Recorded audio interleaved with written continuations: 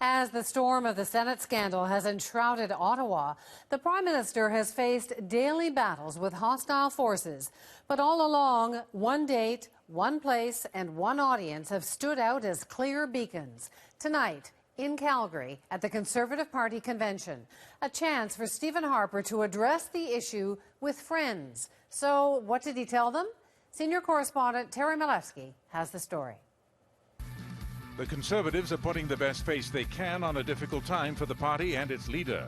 But even with the train wreck in the Senate looming over him, Harper didn't change his script one bit.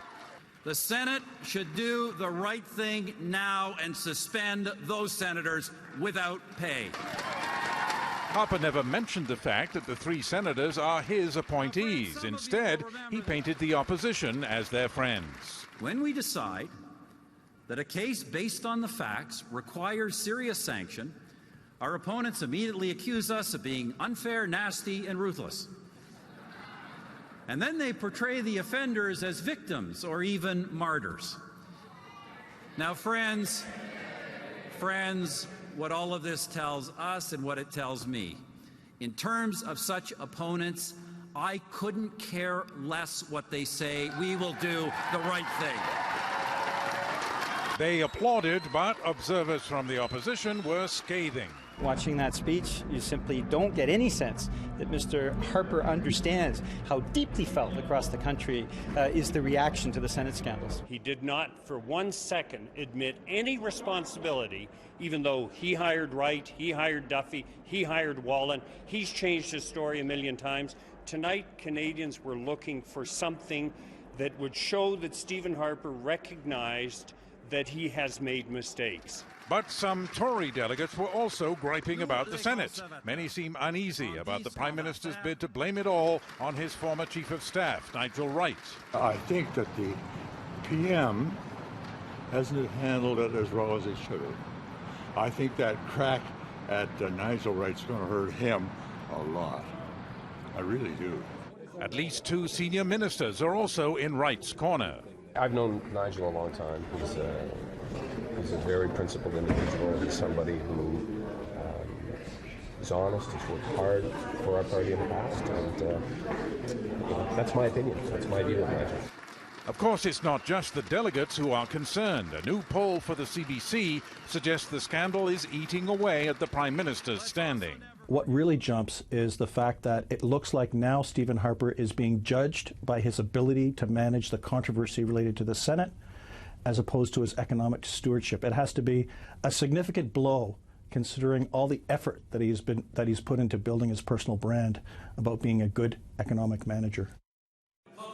Which, of course, is what the Prime Minister emphasized in his speech tonight. Jobs, the economy, free trade with Europe. But he didn't say anything in his speech to persuade his critics to drop the scandal in the Senate. Wendy. Thanks so much, Terry. Terry Milewski at the convention in Calgary tonight. Our national affairs editor is also there. Chris Hall joins me now with his thoughts.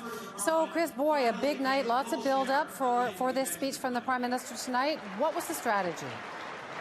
I think the strategy here was to obviously get the base to galvanize around the record on the economy, on job creation, on dealing with crime, the kinds of things that separate this party, the Conservatives, from the other two major parties in the House of Commons. So we heard a large part of the speech, right off the top, all about that record, what has been accomplished in the last 7 years.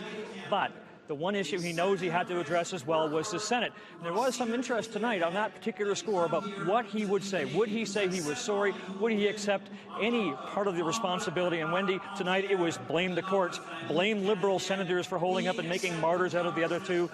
Really, it's quite interesting how he framed it. There was no admission of any problem here, and that's what he was focused on.